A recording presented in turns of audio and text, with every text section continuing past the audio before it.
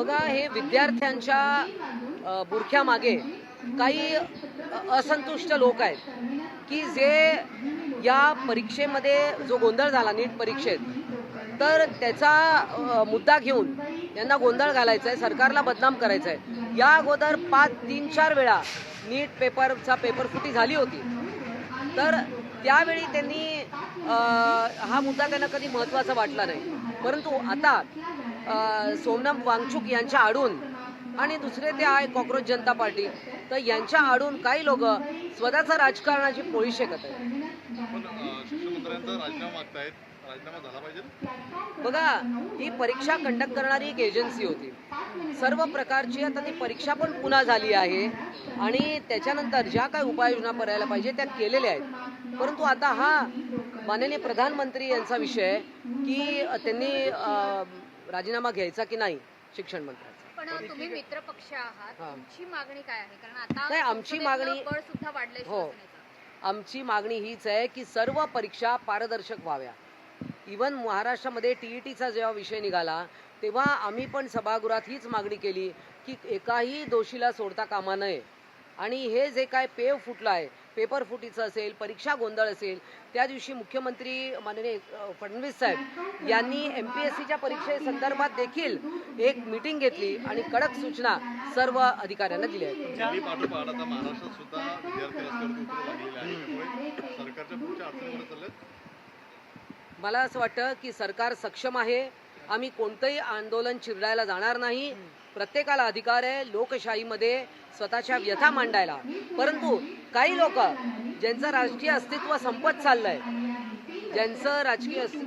चाललंय ते विद्यार्थ्यांचा आता सपोर्ट घेऊन स्वतःचा चेहरा पुढे करतात. पण ताई, एक प्रश्न असा आहे की देशभरातले तरुण वर्ग तिथे एकत्र झाले, त्याच्या मागे काही षडयंत्र वाटतं का? कारण की ज्या पद्धतीने बांगलादेशमध्ये झालं, नेपाळमध्ये झालं, तरुण एकवटल्याने आज पण संसदेच्या गेटपर्यंत हे पोहोचण्याचा प्रयत्न करताना पाहायला मिळाले. अखेर तो गेट बंद करावा लागला होता.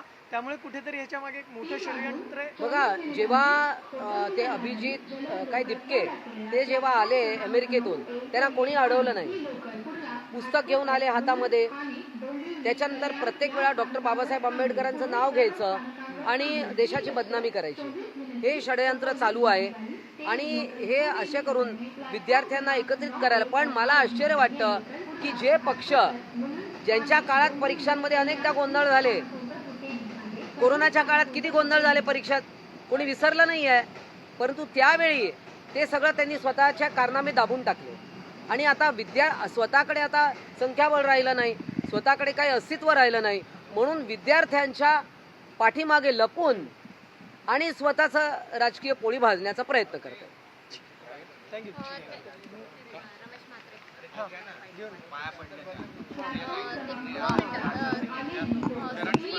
कोणाचा? राजनाथ सिंगांच्या पाया पडलेल्या आहेत. एकत्रित राष्ट्रवादीमध्ये जे काही राजकारण बघतो आहोत, ज्या काही मुद्दापालती बघतो आहोत, त्या पार्श्वभूमीवर या घटनेकडे कसं? बघा, दोन्ही राष्ट्रवादीमध्ये काय होतंय, विलीन होणार आहे, कसे होणार आहे, कोणामध्ये होणार आहे, याबद्दल मला काहीच माहिती नाही.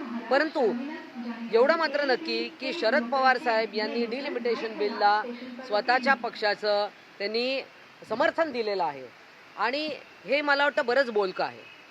याच्यातून बरंच काही आपल्याला संकेत मिळत आहेत. सोबतच रमेश म्हात्रे आणि इतर जे शिवसेनेचे आणखी 2 नेते आहेत ते रडारवर येताना दिसत आहेत. रमेश म्हात्रेंना पाठीशी घालणार नाही अशा पद्धतीने शिवसेनेतनं सांगण्यात आलंय. मात्र आता ते पोलिसांना शरण गेलेले आहेत. पक्षाकडनं काय कारवाई होणार? मला असं वाटतं हा सगळा निर्णय माननीय एकनाथजी शिंदे घेतील. ते पक्षाचे मुख्य नेते आहेत. आमच्यापैकी कोणी, ते स्वतः सुद्धा त्यांनी कधी कोणाला वाचवायला गेले नाही आणि तुम्हाला माहिती आहे त्यांना डॉक्टरांबद्दल किती सहिष्णुता आहे. स्वतः श्रीकांत शिंदे हे डॉक्टर आहेत आणि त्यांनी पहिल्याच दिवशी जेव्हा ही घटना घडली त्यावेळा त्यांनी सांगितलं की आम्ही कोणालाही पाठीशी घालणार नाही आणि जी काय न्यायिक किंवा पोलिसांची कारवाई आहे त्याच्यामध्ये आम्ही कोणी येणार नाही.